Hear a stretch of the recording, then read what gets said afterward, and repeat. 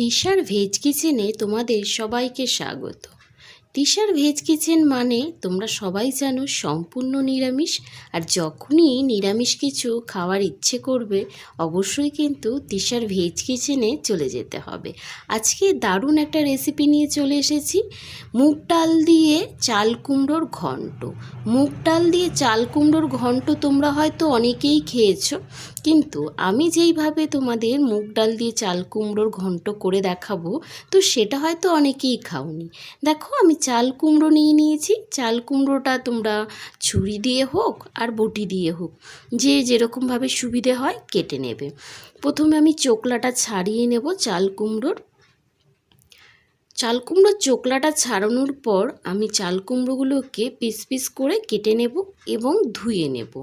ভালো করে চাল কুমড়োটা আমি এখনই ধুয়ে নেব, কারণ আমি যখন চাল কুমড়োটা ঝিরিঝিরি করে কাটবো তারপর কিন্তু আমি আর চাল কুমড়োটা ধোবো না।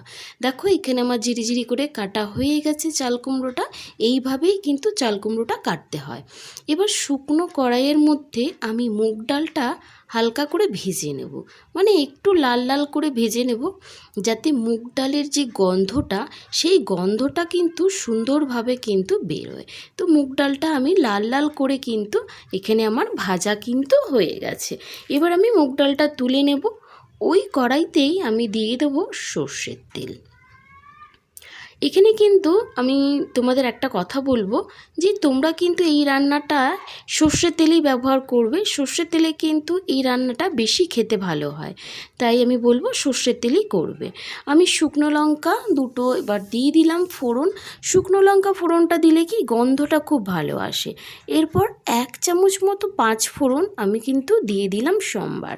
তো এক চামচ মতো পাঁচ ফোড়নটা তোমরা দেবে, কিন্তু তার আগে পাঁচফোড়নটা একটু কিন্তু হাতে ডলে নেবে, তাতে কি পাঁচফোড়নের গন্ধটা কিন্তু খুব ভালোভাবে কিন্তু আসে। এরপর দেখো পাঁচফোড়নটা ভাজা হয়ে গেছে, আমি দিয়ে দেবো চাল কুমড়োগুলো। পাঁচফোড়নে যতক্ষণ না গন্ধ বেরোচ্ছে ততক্ষণ কিন্তু তোমরা চাল কুমড়োটা কিন্তু দেবে না। যেই গন্ধ বেরোবে অমনি চাল কুমড়োটা দিয়ে দেবে। চাল কুমড়োগুলো আমি সমস্ত কিছু দিয়ে দেব। দেওয়ার পর কিন্তু ভালো করে কিন্তু আমি চাল কুমড়োটাকে কিন্তু 2 মিনিট মতো কষিয়ে নেব পাঁচফোড়নের সাথে।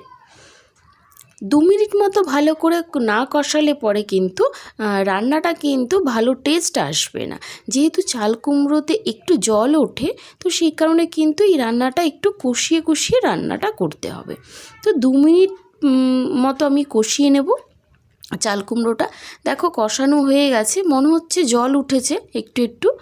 তো যাই হোক, এবার আমি দেখো দিয়ে দিচ্ছি মুগ ডালটা কিন্তু আমি ধুয়ে রেখেছিলাম। প্রথমে ভাজবে তারপর কিন্তু ধোবে, ধুয়ে তারপরে কিন্তু ভাজলে কিন্তু সেই গন্ধটা কিন্তু আসে না মুগ ডালে। এবার আমি মুগ ডালের সাথে চাল কুমড়োটাও কিন্তু 2 মিনিট কিন্তু ভালো করে কিন্তু কষিয়ে নেব। তো 2 মিনিট ধরে আমি ভালো করে কিন্তু মুগ ডালের সাথে চাল কুমড়োটা কষিয়ে নেব। তো কষানো কিন্তু আমার মোটামুটি দেখে মনে হচ্ছে হয়ে গেছে। তো দেখো এখানে কিন্তু কষানো রেডি হয়ে গেছে। এরপর আমি দিয়ে দেবো এখানে মশলা। প্রথমেই আমি দিয়ে দেবো পরিমাণ মতো লবণ। তারপর কিন্তু আমি দিয়ে দেবো এইখানে পরিমাণ মতো হলুদের গুঁড়ো। এরপর আমি দিয়ে দেবো জিরের গুঁড়ো আমি এখানে 1 চামচ মতো দিলাম। এরপর আমি 1 চামচ মতো চিনি দিয়ে দেবো। চিনিটা কিন্তু তোমাদের অবশ্যই দিতে হবে। এরপর দেখো গোটা কাঁচা লঙ্কা আমি এখানে ব্যবহার করেছি, তোমরাও কিন্তু গোটা কাঁচা লঙ্কাই দেবে। এই রান্নাটাতে কিন্তু শুকনো লঙ্কার গুঁড়ো কিন্তু ব্যবহার করলে খেতে ভালো হয় না, তাই এখানে আমি বলবো সবসময় কাঁচা লঙ্কাই কিন্তু ব্যবহার করবে।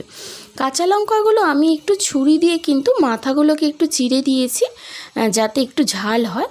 তোমরা যদি না চাও তাহলে কিন্তু দেবে না।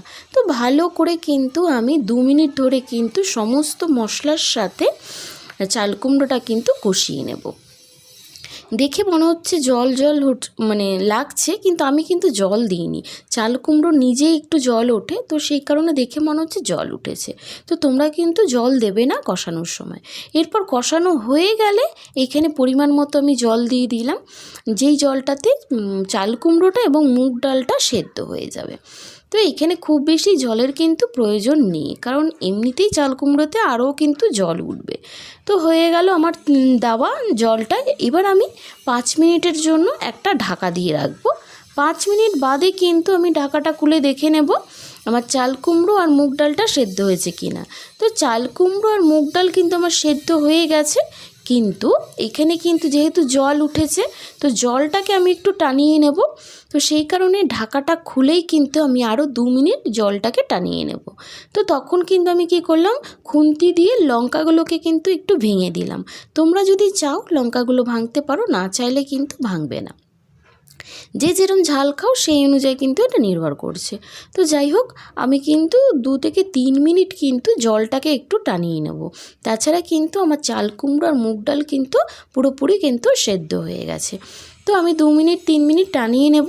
এরপর আমি দিয়ে দেবো, দেখো এখানে আমার কিন্তু টেনে গেছে। এরপর আমি দিয়ে দিচ্ছি এখানে ধনে পাতা। তো ধনে পাতা কিন্তু তোমাদের অবশ্যই দিতে হবে, কারণ এই রান্নাটা ধনে পাতা যদি না দাও তাহলে কিন্তু রান্নাটা কিন্তু মানে অসম্পূর্ণ থেকে যায়। তো রান্নার টেস্ট কিন্তু আসে পুরোটাই আর কি ধনে পাতাতে আর মুগ ডালে। তাই আমি তোমাদের বলবো, এখন কিন্তু ধনে পাতা সারা বছরই পাওয়া যায়, তো সেই কারণে টেনশনের কোনো ব্যাপার নেই, ধনে পাতা কিন্তু অবশ্যই দেবে। তো ভালো করে আমি ধনে পাতা দিয়েও কিন্তু 1 মিনিট ধরে রান্নাটা একটু করে নেব।